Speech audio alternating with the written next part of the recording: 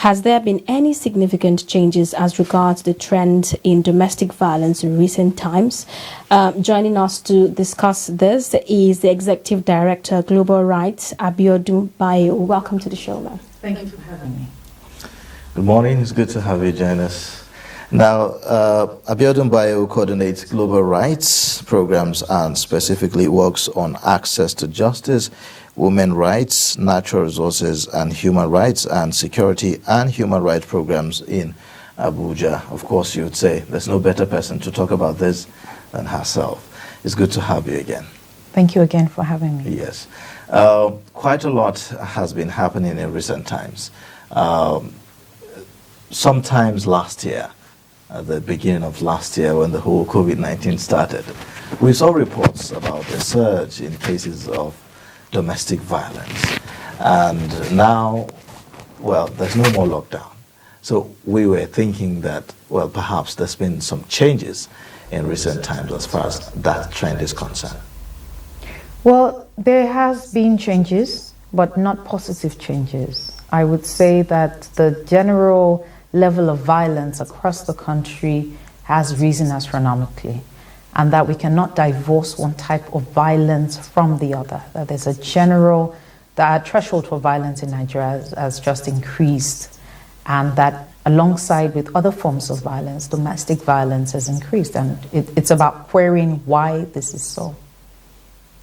So specifically, maybe we should now narrow to the issue of domestic violence. Now, there are, dimensions of this, of course, physical, psychological, and, cultural practices. One wonders with the recent happenings, a very, interesting story recently, this time around about celebrities, having to divorce, having to go on social media making posts. We heard about Idibia's family. We heard about Nedu and all of that. These are stories that are on social media. And one would think that, is by statistics, they say 1 in every 3 women experience domestic violence. But a shocking revelation was the case of Nedu, who some people said, well, though a male, but he has had his fair share of domestic violence. So maybe, do we have to now begin to rethink our thinking about domestic violence limited to the women folk? Well, of domestic violence cases, approximately 85% are of women, 15% are of men. But you're less likely to hear about men who suffer from domestic violence because of the culture around the male ego and the reason why these forms of violence exist. So yes, about 15% of men suffer from domestic violence as well. So where do you stand? I've heard the argument that, well, I would just drag you to social media discussions for a bit about the case with Two-Face and Idibia. Some people were quick to kind of blame the woman in question, that, oh, why doesn't she just make room for Two-Face Idibia? I mean, she knew who he was, but she married him, he had children with other women and all of that. On the flip side of it, we had the similar case with Nedu and his ex-wife, where people were saying, well, I mean, she cheated on him, and so he has every justification, to let go of her, and, a lot of criticism on her. Do you think that there is some kind of imbalance, or I would say unfairness in the way we treat, both genders? Well, there's of course a lot of unfairness in the way we treat both genders, but then you have to look in the context of each case. I would say in both cases, I see a case of psychological violence being inflicted on Nedu, if you will, and of course on Idibia. Take Nedu's case, first that he had to bring up a child that he thought was his for several years, and then to be told, well, you never asked if it was your child in that context of marriage. But then when you look at things biologically, a lot of men in Nigeria would have children outside. That doesn't make it any better than the woman who then has a child inside of that marriage but does not reveal it to him is as bad as a man who has a child outside of marriage but does not reveal it to his wife. As a matter of fact, you have instances where men will bring in their biological child into that marriage and say, oh, he's a relative, he's a nephew, he's, and then if things were to disintegrate and the truth were to come out, we would appeal to the wife to accept this child in that context. But in Nedu's case, the context was even deeper because there was always psychological warfare going on in that marriage. There was a lot of verbal abuse. There was a lot of manipulation to make him lose his job as part of the differences in their marriage, of resolving this, well, not resolving in this, or fighting out the differences in their marriage. But when you think about Two-Face Idibia's case, you ask yourself, what were the conditions of their getting married? I believe that this woman had thought she was getting into a monogamous marriage, not a polygamous marriage. Yes, she knew of his antecedents. She knew he had other children by this other woman. While we might be quick to blame her to say, well, weren't you aware that he tended to move from woman to woman? I doubt that she had gone into that marriage with him saying, I will marry you, but then I will go back to my exes. So you can think of the psychological torture on this woman as you would a man who had married a woman who had had other relationships before him, and then discovers his wife is still having a relationship with her ex-boyfriend with whom she had a child in the past. Psychologically, that is damaging for a man. Why do we think it is less damaging for a woman? Right. I think this brings us to this question of psychological abuse. I think back in Nigeria, we don't really regard that as a form of violence. We are more attached to the physical form of violence, where they say, oh, the man beats the lady up and all that. What are the forms of psychological abuse? First of all, let's start with the form that our mothers told us that was not true. They said that stick and stones might break my bones, but not words. Words break you faster and deeper and longer than sticks and stones. Right. The things that you heard in your childhood are part of what has formed each one of us into what we are today.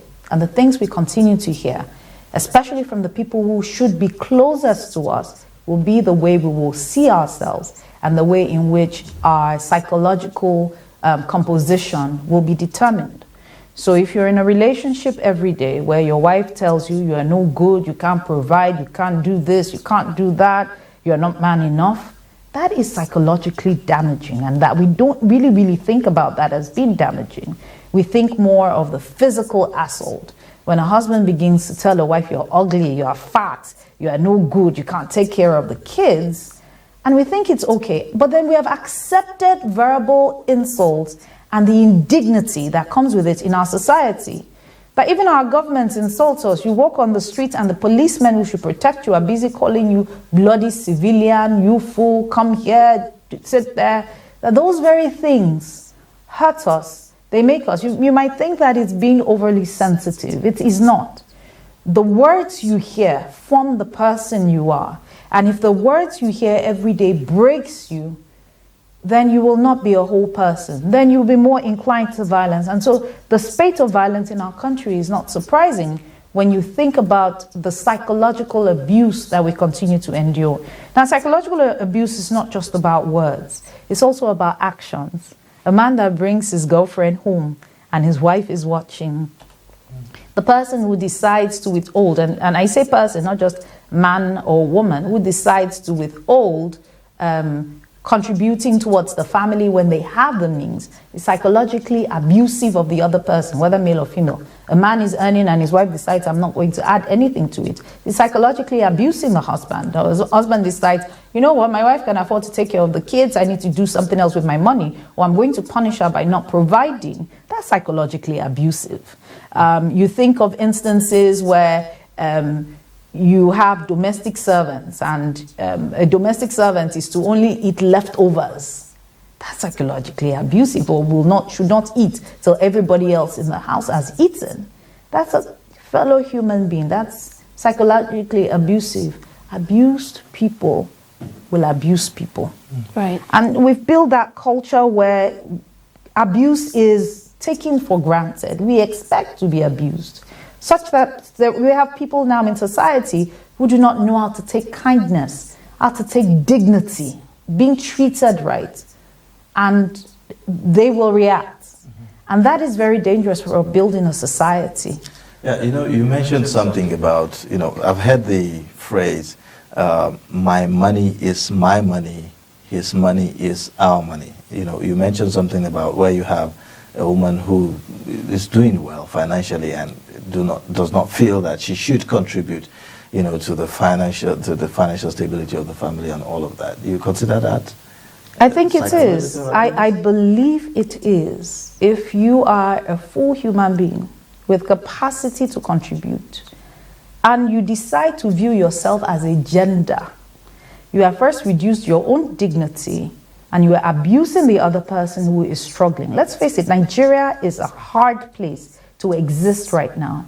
Now, if you have the capacity, and you're in a marriage, usually there are children. Well, I mean, there's this general belief that the man should provide for the family. The man should take care of the family and all of that. So maybe you should wrap our heads around, that thinking. Do you think that there's a problem with that? I think there's a problem with that. I think that human beings should contribute to the families in which they exist, to the capacity that they have. And it's also a culture that we must imbibe in our children.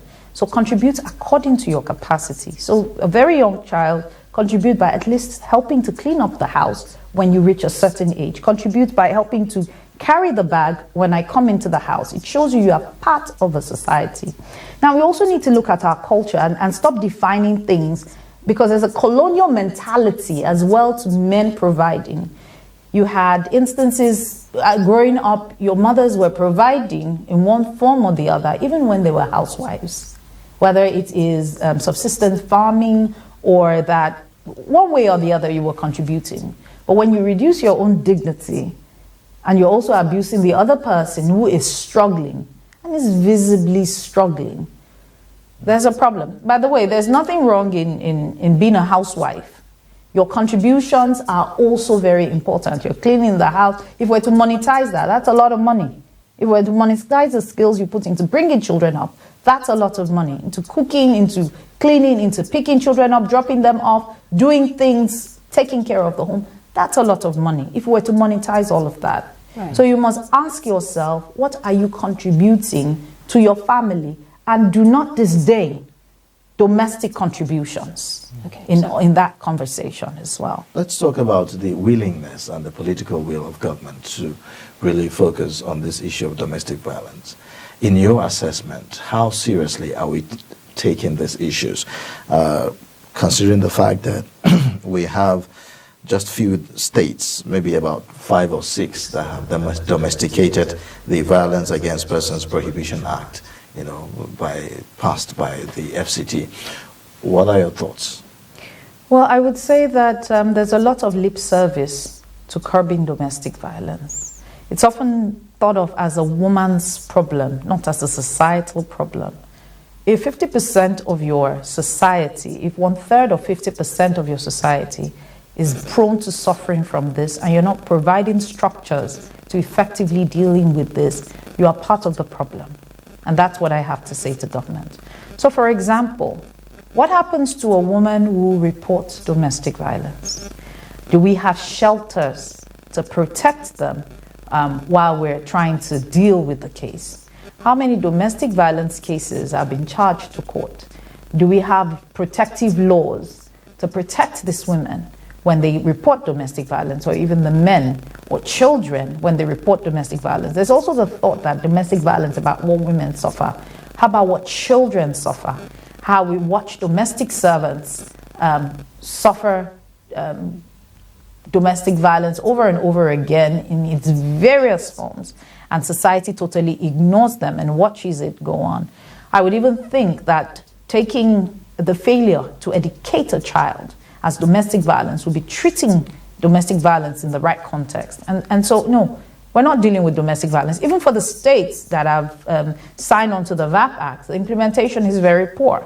Ask the FCT how many police officers know of the VAP Act, how many of them are implementing the VAP Act in charging cases of domestic violence and assault in court. How many of the police stations have gender desk officers that have private rooms where they can deal with cases of domestic and sexual violence? That's not happening. How many hospitals have mandates? Do we have mandatory reporting for domestic violence, particularly of minors, at the hospital? Mandatory treatment of victims of domestic violence at our hospitals? No, we don't. Do we have counseling centers for victims of domestic and sexual violence in our country? We don't.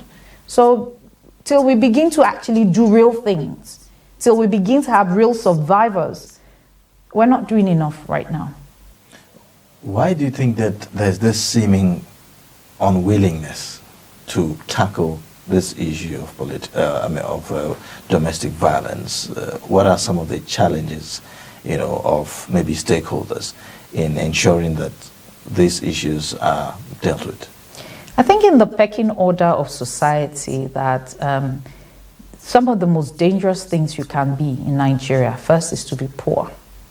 Second is to be a child. Third is to be a woman. Fourth is to be old. Fifth is to be disabled. Maybe I should put disabled as number 2. And that the victims of domestic violence will usually fall through the prism of the 5. And since they do not have the power, and that our laws and our duty bearers do not accord them the dignity they deserve, that they continue to fall through the loops. They become invisible in society, and the violence and the indignities they suffer are taken for granted as what they deserve. None of this is true. Okay, so now the UN described the COVID-19 pandemic a shadow pandemic because of the rise in domestic violence cases. Now, what would you say is the reason for the rising cases during the lockdowns? Well, there are many reasons. Let me say something I say about COVID. COVID brought a mirror to every person, whether you are an individual, you are a family, or you are a country. It showed you who you truly are. COVID showed Nigeria it was ill prepared in governance, its health sector, its social security sector. Every sector of Nigeria was ill prepared to deal with a pandemic like COVID. So were families and so were individuals. Now the level of poverty that COVID brought to people who were confined in the same space, a lot of them with nothing to eat, also brought a lot of frustration that caused the violence. Now, many times victims would have the opportunity to run out of their homes to safety in the cases of domestic violence. But under the lockdown, you were caught in with your violator with no access to police station. And as a matter of fact, trying to get to the police station might get you arrested. And that we should remember all of this. So you had a lot of people confined in those spaces, not able to access help. First responders to domestic violence were also not considered essential workers. And so when they received calls about cases of domestic violence, they couldn't go to the aid of the people that needed the help that they could provide. So these were some of the issues that happened during the lockdown. And it was not just Nigeria, it was largely globally. Okay. Now, we've heard cases where in the police stations, some of the policemen abuse the abused. And we've not heard, any action being taken against such acts. Now, what kind of architecture do we need to help curb such situations? First, let me praise the police officers that help the abused, because we rarely speak about them. But I have met them, I have seen them. I have watched them use their own resources, personal resources. And if you know anything about the Nigerian police, they barely earn anything in the first place. Use personal resources to help victims of abuse. But then to speak to those who don't, that there are people that are drawn from our society, that they are molded by the cultures of our society and the failure to build responsibility matrix within the stations to say, how do you treat every single person that walks in through the door of the police station? So till we deal with those matrix, responsibility matrix of ensuring somebody is responsible for whatever happens to anyone that comes to report a case, we will continue to have this. How can we get to understand that, look, this is not just a woman thing. It's beyond just the woman. It's everybody's business. Everyone suffers domestic violence in one way or the other. Even though we said, well, for most part of it, women are at the receiving end. How do we see, or can we say other genders also experience domestic violence? No, I think there's only one other gender, and that will be men. So let's not go into the arguments of those other genders. But that, yes, men do suffer domestic violence. About 15% of men at the least suffer domestic violence. And as we've said at the start, that it's not just physical violence, there's a lot of psychological violence. And the kind of violence inflicted on men are usually psychological, considering it's more difficult for women to beat up a man. But you have instances where it regularly happens and nothing is done about it. We also don't have structures in our society for addressing male victims of domestic violence.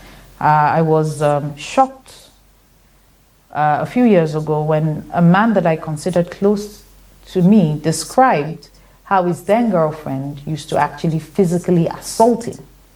And how he endured till his family actually intervened and drew him out of that relationship.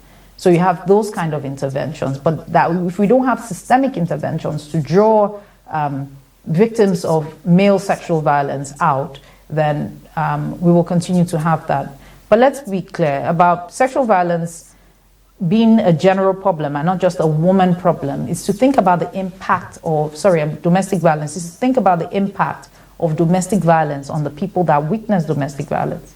In Australia, for example, if domestic violence occurs within the context of a family, the children are taken out of that family immediately into foster care. Why?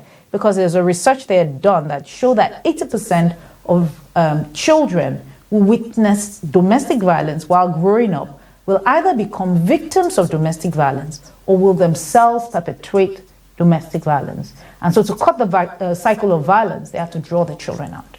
Domestic violence affects children largely psychologically. Watching day after day, someone being abused in front of you is secondary abuse. You suffer secondary trauma and you carry that trauma through life, and the trauma affects the decisions you make and the person that you become. It affects productivity at work. Someone who's been told consistently in their family, you are no good, you are evil, you are this, you are that. Someone who is struggling to provide for the family, and then a husband isn't helping or his spouse isn't helping. Someone who is in a monogamous relationship or agreed monogamous relationship and realizes the other person is cheating is also very, very painful. Someone whose in-laws will come in and then treat anyhow. Someone who is made to sleep in the kitchen. These people will not be productive. And when we think of productivity in our country, it's not just about working hard, it's working wholesomely, a whole person. Someone who doesn't get the opportunity to go to school as punishment or as treatment for being a child or for being poor. Those forms of violence are what are part of the things drawing us back as a productive nation. And if we're going to quantify the amount that is lost to domestic violence every year in Nigeria, we'll be talking billions, possibly trillions of naira. So let's move on a bit. Talking about cultural abuse, in your assessment, how far would you say we have come as far as that is concerned, with the awareness that we have been, hearing and making about, cultural abuse and the different forms of it? How far have we come? Not very far, because there's still no punishment for a lot of these abuses, and people get away with it every day. We have the third stanza of our national anthem is Sorry Now, where crimes are treated with such impunity, and we think an apology is enough. That a lot of times an apology is not enough, and that a lot of damages cannot be remedied once we allow them to occur. And so when we continue to treat these things with glove hands and say, oh, but that is how it was handed down to us. But remember that at the time it was handed down to us, those handing down to us did not know the extent of the damage it would cause. and we continue in that after knowing what it causes, then we're not being a very, very smart society, and we need to amend our ways.